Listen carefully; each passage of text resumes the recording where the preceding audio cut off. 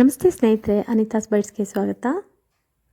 ನಾನಿವತ್ತು ಚಿಕನ್ ಕಬಾಬ್ ಮಾಡಬೇಕು ಅಂತ ಅಂದ್ಕೊಂಡಿದ್ದೀನಿ. ಅದರಲ್ಲೂ ಹೋಮ್ ಮೇಡ್ ಖಾರದಲ್ಲೇ ಸ್ಪೈಸಿಯಾಗಿ ಕ್ರಿಸ್ಪಿಯಾಗಿ ಹೇಗೆ ಮಾಡ್ಕೊಳ್ಬೇಕು ಅಂತ ತೋರಿಸ್ತಿದ್ದೀನಿ. ಮೊದಲಿಗೆ ನಾನು ಒಂದು 3 ಗಡ್ಡೆ ಬೆಳ್ಳುಳ್ಳಿನ ಸುಲ್ಕೊಂಡಿದ್ದೀನಿ. ಹಾಗೆ 1-2 ಇಂಚು ಶುಂಠಿನ ಹಾಕ್ಕೊಂಡಿದ್ದೀನಿ. 3 ಸ್ಪೂನ್ ಕಾಳು ಮೆಣಸನ್ನು ತೊಗೊಂಡಿದ್ದೀನಿ ಚಿಕ್ಕ ಸ್ಪೂನಲ್ಲಿ.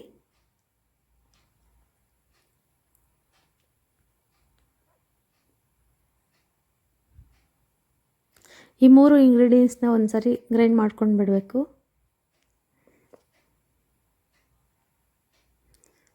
ಸ್ವಲ್ಪ ತರಿಯಾಗಿ ಪುಡಿಯಾಗಿದೆ.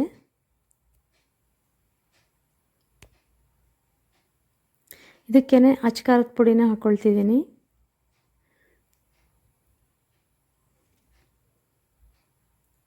ಒಂದು 2 ಸ್ಪೂನಷ್ಟು ಅಚ್ಕಾರದ ಪುಡಿ ಹಾಕ್ಕೊಂಡಿದ್ದೀನಿ. ಅದ್ರ ಜೊತೆಗೆ ರುಚಿಗೆ ತಕ್ಕಷ್ಟು ಉಪ್ಪನ್ನು ಹಾಕ್ಕೊಂಡು ಬಿಡ್ತೀನಿ. ಇದಿಷ್ಟನ್ನು ಇನ್ನೊಂದು ಸರಿ ನುಣ್ಣಗೆ ಪೇಸ್ಟ್ ಮಾಡ್ಕೊಳ್ತೀನಿ. ಒಂದು ಸ್ವಲ್ಪ ನೀರು ಹಾಕ್ಕೊಳ್ಬೋದು ನುಣ್ಣಗೆ ಪೇಸ್ಟ್ ಆಗಲಿ ಅಂತ.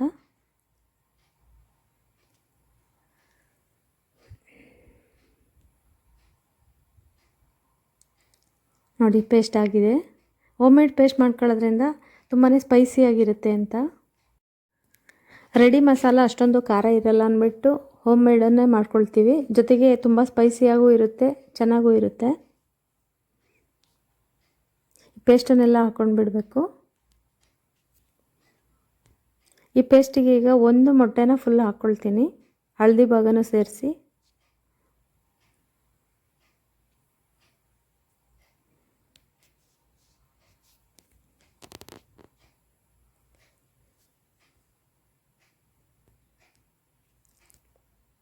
ಇದ್ರ ಜೊತೆಗೆ 1-2 ಸ್ಪೂನಷ್ಟು ಮೈದಾನ ಹಾಕ್ಕೊಳ್ತೀನಿ.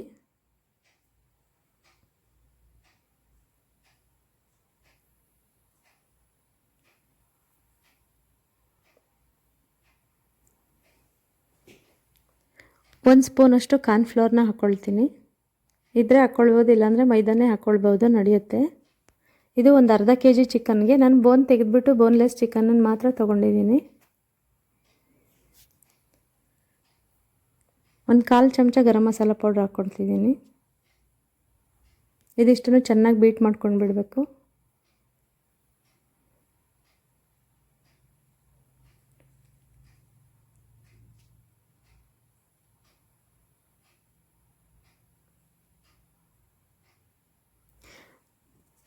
ಕಬಾಬ್ಗೆ ಚಿಕನ್ ಯಾವಾಗಲೂ ಚಿಕ್ಕದಾಗಿ ಕಟ್ ಮಾಡಿಕೊಂಡ್ರೆ ಖಾರನೂ ಚೆನ್ನಾಗಿ ಹಿಡಿಯುತ್ತೆ ಮತ್ತು ಕ್ರಿಸ್ಪಿಯಾಗಿ ಬೇಯಿಸ್ಕೊಳ್ಬೋದು.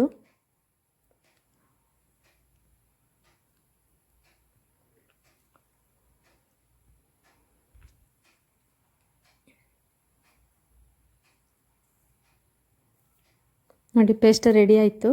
ಇದಕ್ಕೆ ಚಿಕ್ಕದಾಗಿ ಕಟ್ ಮಾಡಿ ಅರಿಶಿನ ಉಪ್ಪು ಹಾಕಿ ತೊಳೆದು ಇಟ್ಕೊಂಡಿರೋ ಚಿಕನನ್ನು ಮಿಕ್ಸ್ ಮಾಡಿ ಇಟ್ಕೊಳ್ತೀನಿ. ನೋಡಿ, ಚಿಕ್ಕದಾಗಿ ಕಟ್ ಮಾಡ್ಕೊಂಡಿದ್ದೀನಿ.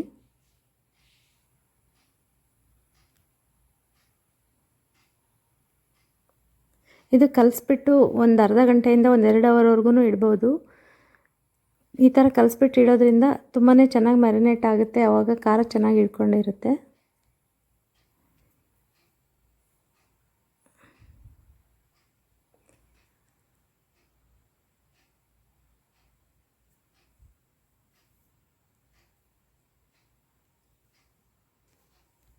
ಚೆನ್ನಾಗಿ ಮಿಕ್ಸ್ ಮಾಡಿದ್ದೀನಿ.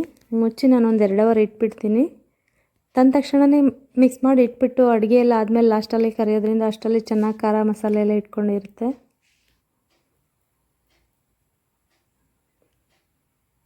ನೋಡಿ, 2 ಅವರ್ ಫ್ರಿಜ್ಜಲ್ಲಿ ಇಟ್ಟಿದ್ದೆ, ನಾನು ತೆಗ್ದಿದ್ದೀನಿ ಆಚೆ. ಒಂದು 10 ನಿಮಿಷ ತಣ್ಣಗಾದ್ಮೇಲೆ ಎಣ್ಣೆಯಲ್ಲಿ ಕರ್ಕೊಳ್ಬೇಕು.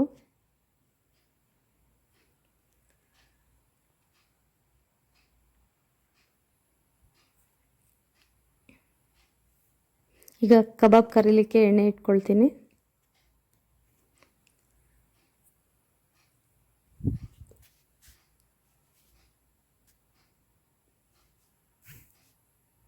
ಎಣ್ಣೆ ಕಾಯ್ದಿದೆ. ಕಬಾಬನ್ನು ಎಣ್ಣೆಲ್ಲೇ ನೀಟಾಗಿ ಬಿಟ್ಕೊಳ್ಬೇಕು. ಸ್ಪೂನಲ್ಲೇ ಬಿಟ್ಕೊಳ್ತೀನಿ.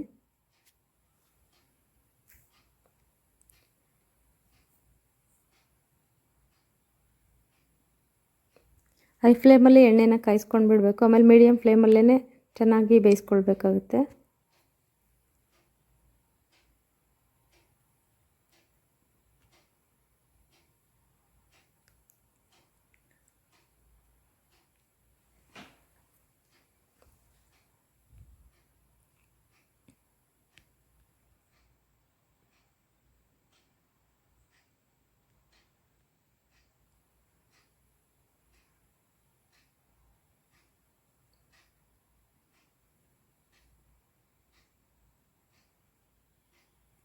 ಒಂದು 5 ನಿಮಿಷ ಬಿಟ್ಟು ಉಲ್ಟಾ ಮಾಡ್ಕೊಳ್ಬೇಕು.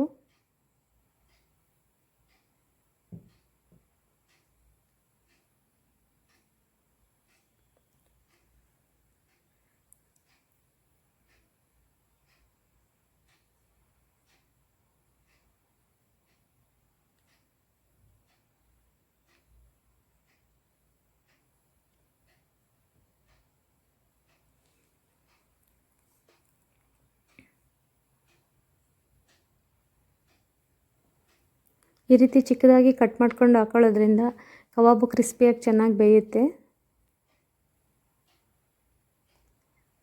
ಮತ್ತು ಬೋನ್ಲೆಸ್ ಕೂಡ ತಿನ್ನೋಕ್ಕೂ ಚೆನ್ನಾಗಿರುತ್ತೆ.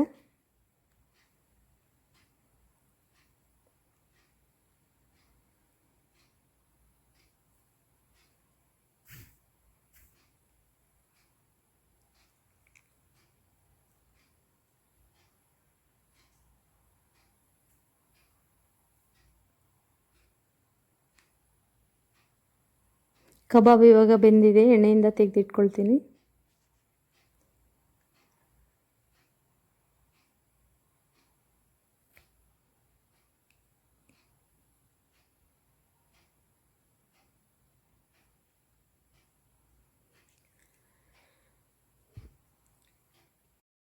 ಸರ್ವಿಂಗ್ ಪ್ಲೇಟಿಗೆ ಸರ್ವ್ ಮಾಡ್ಕೊಳ್ತಿದ್ದೀನಿ.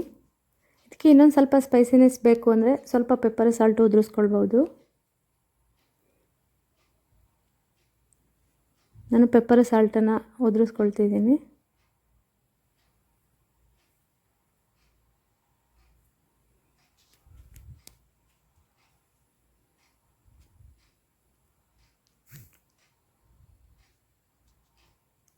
ಬೇಕಿದ್ರೆ ಲೆಮನ್ ಹಾಕ್ಕೊಳ್ಬೋದು.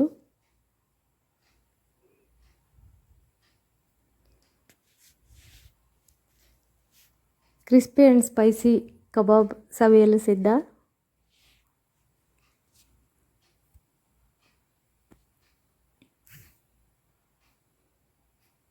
ಈ ವಿಡಿಯೋ ನಿಮಗೆ ಇಷ್ಟ ಆಗಿದರೆ ದಯವಿಟ್ಟು ಒಂದು ಲೈಕ್ ಮಾಡಿ, ಹಾಗೆ ನನ್ನ ಚಾನಲ್ನ ಸಬ್ಸ್ಕ್ರೈಬ್ ಮಾಡ್ಕೊಳ್ಳಿ ಸ್ನೇಹಿತರೆ. ಧನ್ಯವಾದಗಳು.